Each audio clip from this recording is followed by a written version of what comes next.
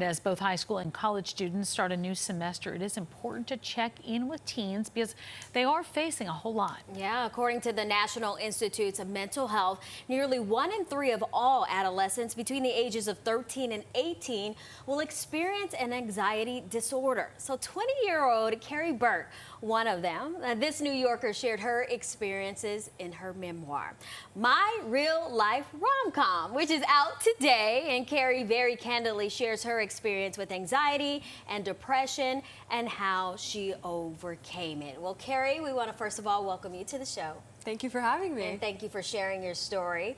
Let's go ahead and jump in and talk about your experience with anxiety and how it helped you with writing this book. Sure. So I was the class of 2020 during the pandemic. I had no prom, no graduation or anything. My first year of college was online. Wow. So I was having a really hard time. I had never really experienced anxiety before until one night I was sitting on the couch and I just could not catch my breath.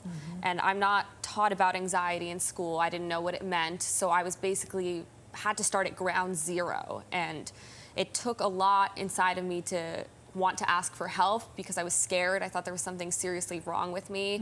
But I think once I had the courage to ask for help and get myself a therapist, it really started to help. And in terms of the book, I always like to say I wrote my way out. So I just kept writing down how I was feeling, those raw, vulnerable emotions, because you really don't see many teens out there being authentic about what they're going through. No, you're so right. Let me ask you a question. Going back to those moments, you say you didn't even know it was anxiety at that point. What made you say, I need to seek treatment?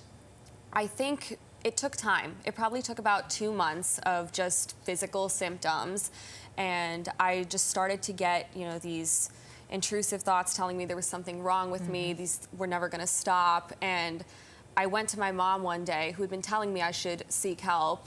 And it really started with me. Like, it had to come from within. I had to take a step forward and say, I want to turn my life around. I miss being happy.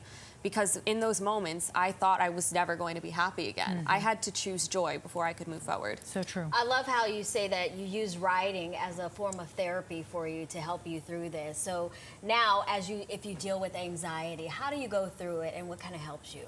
I think my #1 tip is just owning my emotions. I think I tried so hard to push my anxiety away for so long, but there really is no light switch you can turn off. You can't just look for anxiety to go away. You need to accept it for what it is, sit with it, let it naturally pass, and I always say direct your attention towards something you're passionate about in those moments. So I love to run, I love to go on my Peloton bike, just really doing things that I love and I'm passionate about, as well as surrounding yourself with people who love and support you. Oh, so important. What do you say to other teens that that may write into you, talk to you on social media, and say they're battling anxiety?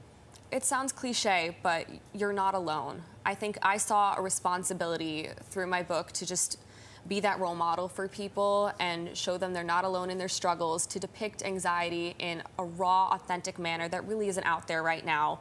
Because I knew if I had someone like that when I was going through anxiety, I would have felt better much sooner. Well, you sure are a role model, that's for sure. Thank you. Thank you so much. Carrie, thank you again for joining us, and congratulations on your book out today. And you can actually pick up a copy of My Real Life Rom-Com today. Carrie is also having several book signings in our area this week.